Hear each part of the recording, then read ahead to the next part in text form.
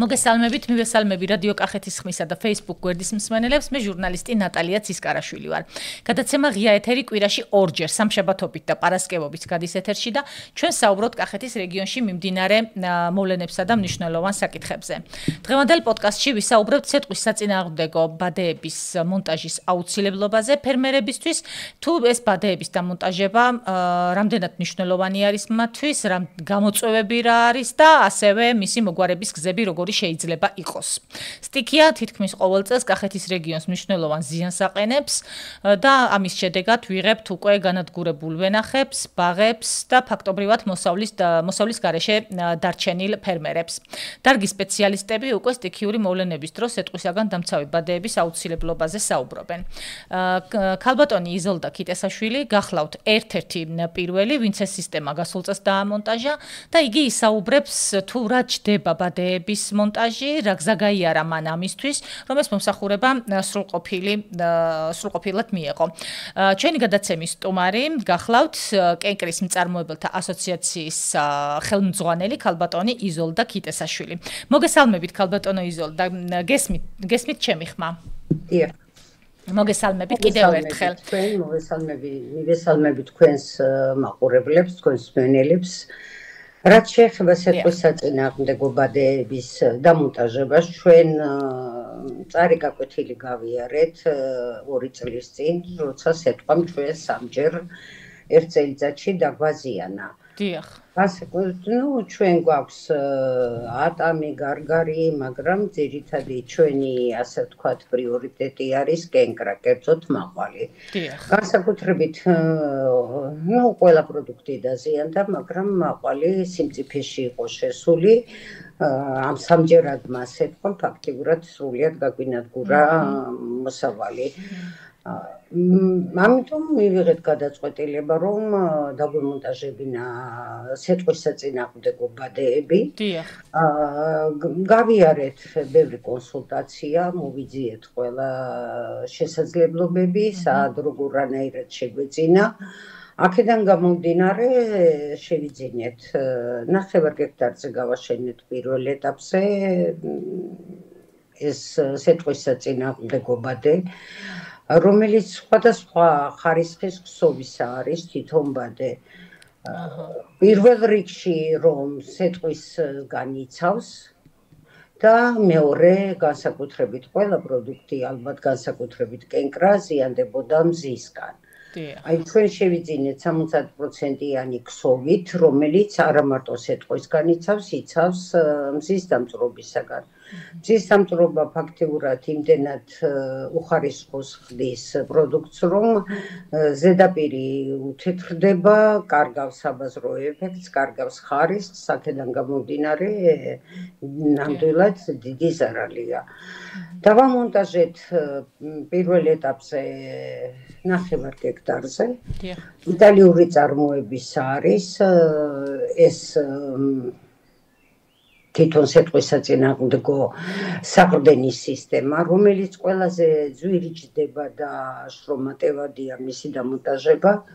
ფაქტიურად არ იწარმოება საქართველოში იმდენი რამე სჭირდება ტროსები, ჭანჭიკები, ძალიან ბევრი რამე ღუზები, ყველაფერი და ამის შემოტანა ხდება ან იტალიიდან, ან თურქეთიდან. საშუალოდ 9 ჰექტარი დაჯდა 18,000 евро.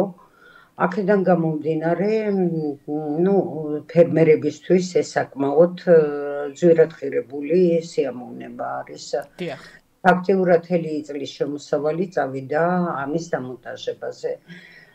საქართველოში იწარმოება ცეკვის საწინააღმდეგო ბადეები, მაგრამ აი ეს ღუზები, ყველაფერი რაც დამატებით საყრდენ სისტემას სჭირდება, არ იწარმოება. მათ არიან შემომტანები, შემოაქვთ თურქეთიდან, შემოაქვთ იტალიიდან, აქედან გამომდინარე, საკმაოდ ძვირად ღირებული სიამოვნება არის. რაც შეეხება დაფინანსებას, სახელმწიფო აფინანსებს, მაგრამ 10%-ით. ეხლა თუ მოიძებ დანარჩენ ფულს 10% ძალიან მიზერულია და ფერმერებს საკმაოდ უჭირთ ამის დამონტაჟება. განსაკუთრებით ხეხილისთვის, კენკრისთვის, ვენახისთვის მე სრული ინფორმაცია არ მაქვს, მაგრამ რაც მაქვს, ბევრად უფრო შეღავათიანია. არ სჭირდება ისეთი სიმაღლის ბოძები, როგორიც ხეხილს სჭირდება. აქედან გამომდინარე, თუ გაითვალისწინებს სახელმწიფო პროგრამებში იქნება ჩართული და ცოტა მეტი დაფინანსება, მე ადრეც აღვნიშნე გურჯაანის ტელევიზიაში, რომ 40% ნამდვილად მისაღები იქნება და დაცული ვიქნებით ასეთი პრობლემისაგან, როგორიც ეთქვა და მზის დამწვრობა. აი მცირე ფართობი ვისაც აქვს ხალბატონო იზოლდა, აი რამდენად უღირთ ამ ფერმერებს ეს იმიტომ რომ ძალიან ბევრისგან გვესმის, ესე იგი რომ ფაქტობრივად არ გვიღირს, იმიტომ რომ ძალიან ძვირიჯდება და ასე შემდეგ და აი ხა დიდ ფართობზე ვისაც არ აქვს, ხო იგივე ვთქვათ ან ხეხილი ან ვენახი არ აქვს მნიშვნელობა, რასაც ეს დამცავი ბადეები ჭირდება. აი რამდენად უღირთ ამ ადამიანებს, იმიტომ რომ ნამდვილად არ უღირთ, არ უღირთ. Ну, ეხლა წაღანას გვაქვს ატამი, გარგარი, ეხლა ატამი და ისეთყობა და 1 გექტრის დამონტაჟება მინიმუმ უმჯდება 80,000 ლარი. ეს საკმაოდ ძვირად ღირებულია, 1 გექტარი ამდენს არ გაძლევს, აქედან იძულებულია ფერმერი ისევ მიიღოს ის ზარალი, იქნებ გადარჩეს ამ იმედით და ეს სერიოზული თანხებია. თუ იქნება ნამდვილად სახელმწიფო დახმარება, ან დონორი ორგანიზაციები გამოიძებნება ისეთი, რომელიც ამ პრობლემას დააფინანსებს, ნამდვილად დიდი სიამოვნება იქნება ფერმერებს. აი თქვენ რამდენად გაქვთ ეს ინფორმაცია სახელმწიფო, გასაგებია რომ თქვა 10%-ზე მეც ამ ეტაპზე ვერ აფინანსებს, ან არ არის პრიორიტეტი, არ ვიცით ხომ ეს როგორ არის, მაგრამ აი თვითონ სოფლის მეურნეობისთვის ძალიან მნიშვნელოვანი რომ არის ამაზე ვთანხმდებით, მაგრამ დონორი ორგანიზაციები, რომლებიც სოფლის მეურნეობის მიმართულებით მუშაობენ და გასცემენ თქვა გრანტებს, რამდენად გაქვთ ინფორმაცია, რამდენად შესაძლებელი არის რომ თქვა ეს იგივე ეს გრანტი ამ შემთხვევაში ან პროექტები წამოვიდეს აი ამის დაფინანსებაზე.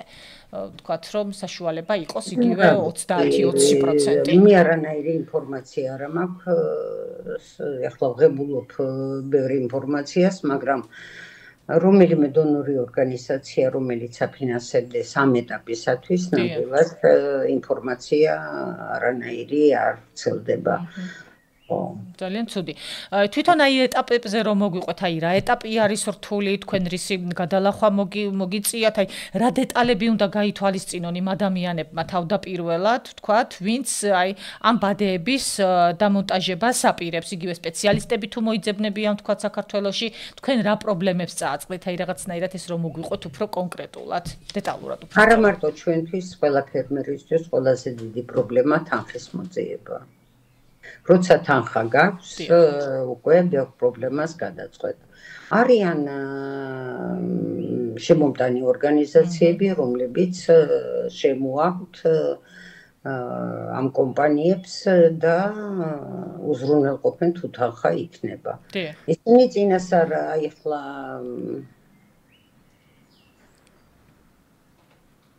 იყო გასულ წელს 2024 წელს ერთ-ერთი დონორი ორგანიზაციის მიერ ესა მე პირველი ეტაპი გადავლახე, მაგრამ მეორე ეტაპი ვერ გადავლახე. სწორედ ეს ინფორმაცია რა ჭდება, როგორ ჭდება, რა არის საჭირო, აბსოლუტურად დეტალურად გავიარე, მაგრამ მეორე ეტაპი ვეღარ გადავლახე. აქედან გამომდინარე ну, შევჭერდი, იმიტომ რომ ის თანხა აღარ მაქვს, რომ კიდევ დამატებით დავამონტაჟო. განსაკუთრებით ვინც მებოსტნეობას ეწევა, მათთვის იულია გორში, ქუთაისში მზადდება ეს სიტყვისაწინააღმდეგო ბადეები, უკვე საქართველოში იწარმოება და მიწოდება თავი ლარი და 20 დაჭდა კვადრატული მეტრი. ეს ბადეები მათთვის ეს მეტად მარტივია, განსაკუთრებით ვისაც მარწყვი აქვს, ვისაც ბოსტნეული აქვს, ადრიჯანი რაღაცა, მათთვის ეს მისაღები იქნება. თანხა უკვე საყრდენის სისტემა ესეთი ძვირადღირებული არ არის და ძალიან მარტივად შეუძლია არა მარტო სიტყვისაგან დაიცან თავიანთი მოსავალი, ასევე მზის დამწვრობისაგან. დიახ. თქვენს შემთხვევაში რამდენად შედეგიანი იყო ქალბატონო იზოლდა მისი დამონტაჟება? ის წყალობით წელსიტყვა არ ქონია, მაგრამ მზის დამწვრობაც არა მაქვს. მე კმაყოფილი. აქედან გამომდინარე თანამედროვე ტექნოლოგიებით უნდა გაკეთდეს სარწყავი სისტემა წვეთოვანი. ეს ბევრად აიოლებს შრომას, შეუდარებელია წვეთოვანი სისტემაც, იმიტომ რომ გახსნი ერთ ოლკას და ფაქტიურად ირწყვება თელი ბაღი ყოველგვარი დამატებითი ფიზიკური ხარჯების გარდა. აქედან გამომდინარე ნამდვილად კომფორტია ერთიც და მეორეც ფერმერისთვის. თვითონ ჩვენთან საკუთარი სახსრებით რამდენადაც ვიცი 2 თუ 3 პიროვნებამ დაამონტაჟა ატმის ბაღებში ეს სიტყვის საწინააღმდეგო ბადეები. ეხლა არიან ბრიგადები, რომლებიც თვითონ ამონტაჟებენ. ეხლა ჩვენ პირადად ჩემი მეუღლე ინჟინერია და ერკვევა ამაში, ჩვენ თვითონ დავამონტაჟეთ. რა თქმა უნდა, მოვიხმარიეთ მუშები და დავწლიეთ ეს პრობლემა, მაგრამ არიან გიმონტაჟებენ. ასე რომ პრობლემა არ არის. უკვე ეს თავარია თანხის მოძიება და ნარჩენი ყველა პრობლემა გადაწყდება. დიახ. ქალბატონო იზოლდა, ის სეზონურობასთან დაკავშირებითაც რომ თქვათ, როგორ ხდება ამ ბადეების გამოყენება? ეს სეზონურია, თქვათ, მთელი წელი გაშლილია თუ როგორ ხდება ამისი გამოყენება? პრობლემა არ არის, ჩვენ სადღაც მარტის თვეში ხსნით, შლით ამ ბადეებს. სექტემბერ-ოქტომბერში, როცა უკვე ასე თქვა, თავისუფალი დრო მეტი გვაქვს, აიკეცება ეს ბადეები. ნამდვილად არანაირი პრობლემა არ არის, მუშების დახმარებით ამას ვაკეთებთ. ასე რომ სულთად გაშლილი იყოს, ნამდვილად შეიძლება ქარი იყოს და გიხიოს და გიზიანოს ეს ბადეები, არც არის საჭირო. ასე რომ ეს პრობლემაც მოგვარებადია. გასაგებია, მაგრამ ფაქტობრივად კახეთში არ არის ჯერ ისე გავრცელებული. გურჯაანის მუნიციპალიტეტში როგორი სიტუაცია არის? რამდენ ადამიანს შეიძლება კონდეს მსგავსი ტიპის ბადეები დამონტაჟებული? თუ იცით თქვენ? ჩვენ გვაქვს დამონტაჟებული და ვიცი რომ სოფელ ჩუმლახში ატმის ბაღებში 2 თუ 3 პიროვნებამ გადაჭიმა ეს ბაღები. საკმაოდ ხარისხიანი უგონი თურქეთიდან ჩამოიტანეს საყრდენის სისტემაც და ბადეებიც ყველაფერი და რა ვიცი.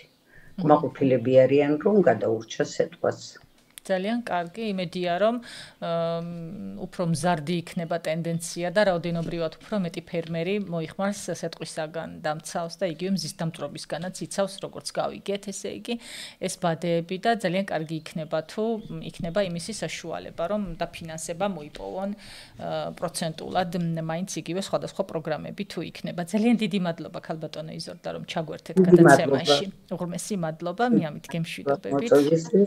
ძალიან დიდი მადლობა. გაითვალისწინონ ფერმერებმა შესაძლებლობის საგვარად გამოიყენონ ეს სისტემა. ძალიან დიდი მადლობა. მე კი ჩვენს მსმენელს და მაყურებელს დღეს ამით დავიმშვიდობები. კარგად გრძანდებოდეთ მომავალ შეხვედრამდე ნახვამდის.